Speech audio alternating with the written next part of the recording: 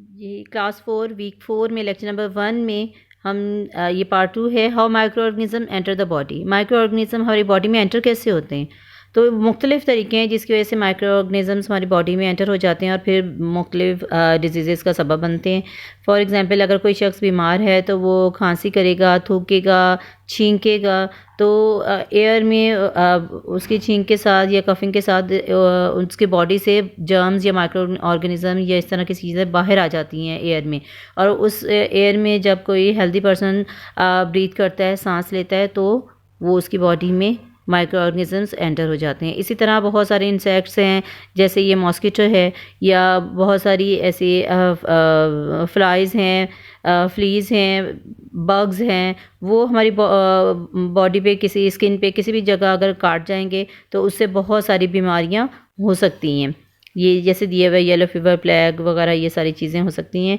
इसी तरह अगर हम आ जाएं तो ये इन्फेक्शियस डिजीज़ कहलाती हैं। कुछ ऐसी डिजीज़ भी हैं जैसे हुकवर्म या लार्वा है, वो हमारी स्किन के अंदर अगर एंटर हो जाए तो स्किन से एंटर होकर वो ब्लड में शामिल हो जाता है और फिर डिफरेंट बॉडी पार्ट्स तक पहुंच जाता है, तो उसकी वजह से बहुत सारी डिजीज़ हो सकती हैं। या अगर हम अपनी फूड को खुला ऐसे ही छोड़ दें, ढक के नहीं रखें, खुला छोड़ दें, तो खुला छोड़ने से एयर में मौजूद जो जर्म्स हैं या बैक्टीरिया वगैरह हैं या फंगस है वो उसके ऊपर गिर जाती हैं और वहीं पर वो फूड के अंदर ही बैक्टीरिया या जर्म्स ब्रीड करना, बढ़ना शुरू हो जाते हैं। और उस फूड को अगर हम खाएं तो वो उसकी वजह से हम बीमार हो सकते हैं, क्योंकि वो इन्फेक्टेड फूड है। इसी तरह वो पानी जो बिल्कुल प्योर वाटर नहीं है, तो उसके अंदर ऐसे जर्म्स पाए जाते हैं जिसकी वजह से कॉलेरा या टाइफाइड हो सकता है हमें।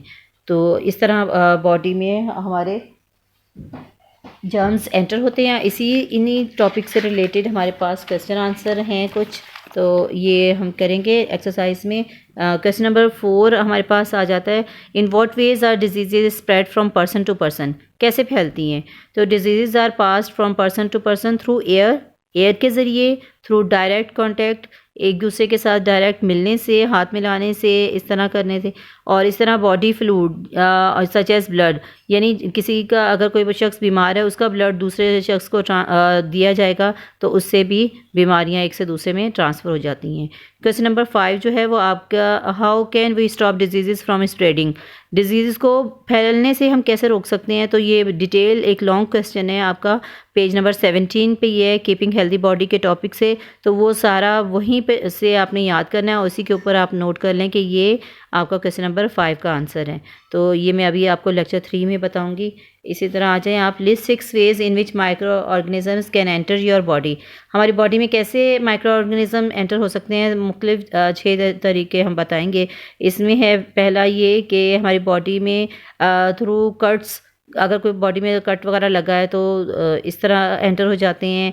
हमारे नोज़, माउथ से जब हम हवा में सांस लेते हैं तो उसके ज़रिए हो सकते हैं, या हम कुछ ऐसे इन्फेक्टेड फूड खाते हैं या इन्फेक्टेड ऐसे वाटर वो पीते हैं तो उसकी वजह से हमारी बॉडी में एंटर हो जाते हैं, या थ्रू डायरेक्ट कांटेक्ट किसी के साथ मेल मिलाप से, यानी हाथ मिलाने से, या इस तरह हो जाता है। डायरेक्ट जर्म्स हमारी बॉडी में एंटर हो सकते हैं। They can also enter through insect bytes, और कुछ जैसे मॉस्किटो है या कोई और है, इससे मॉस्किटो से मलेरिया होता है, तो इंसेक्ट के काटने से भी कुछ जो हैं जर्म्स वगैरह, वो माइक्रो ऑर्गेनिजम्स जो हैं वो हमारी बॉडी में एंटर हो जाते हैं। तो ये आप अपने ये 2 क्वेश्चन अपनी नोटबुक पे नोट करें और ये बुक के पेज नंबर 17 पे आप इसको नोट करेंगे। Thank you.